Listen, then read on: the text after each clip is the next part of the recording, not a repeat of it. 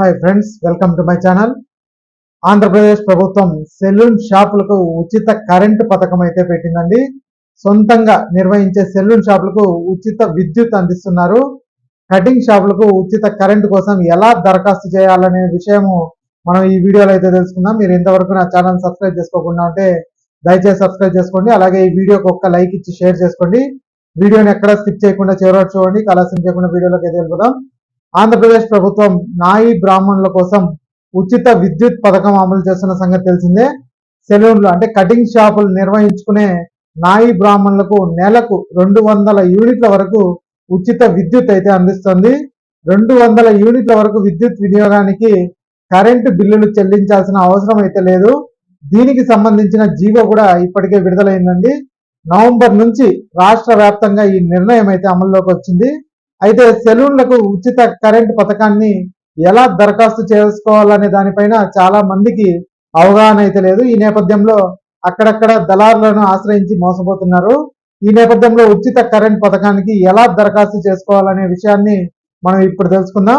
ఈ పథకం కోసం లబ్ధిదారుడు మొదట విద్యుత్ శాఖ ఏఈకి దరఖాస్తు అయితే చేసుకోవాల్సి ఉంటుంది. అలా దరఖాస్తు చేసుకున్నట్లు ఒక విజ్ఞాపన పత్రం అంటే రిక్వెస్ట్ లెటర్ అయితే తయారు చేసుకోవాల్సి ఉంటుంది.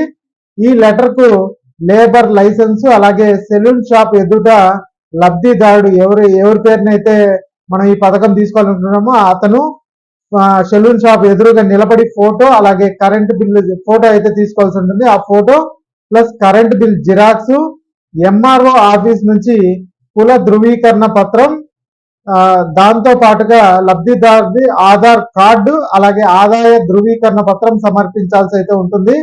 అలాగే సెలూన్ షాప్ కు సంబంధించిన రెంటల్ అగ్రిమెంట్ అలాంటివి ఏమైనా ఉంటే కూడా వాటిని కూడా జత చేయాల్సి ఉంటుంది. ఒకవేళ లేని పక్షంలో అఫిడవిట్ అంటే కోర్టు దగ్గర అయితే ఇస్తారు, అఫిడవిట్ అయితే జత చేయాలని అధికారులు అయితే సూచిస్తున్నారండి.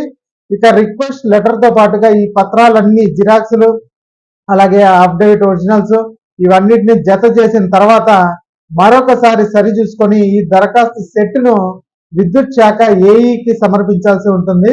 అనంతరం దరఖాస్తును విద్యుత్ శాఖ ఏఈ అడ్మినిస్ట్రేటివ్ అధికారుల వద్దకు అయితే పంపిస్తారు. అడ్మినిస్ట్రేటివ్ అధికారులు దీనిని చూసి ఆమోదించి వెంటనే మీ సెలూన్లకు ఉచిత కరెంట్ పథకం అయితే వర్తిస్తుందని అధికారులు అయితే చెప్తున్నారు.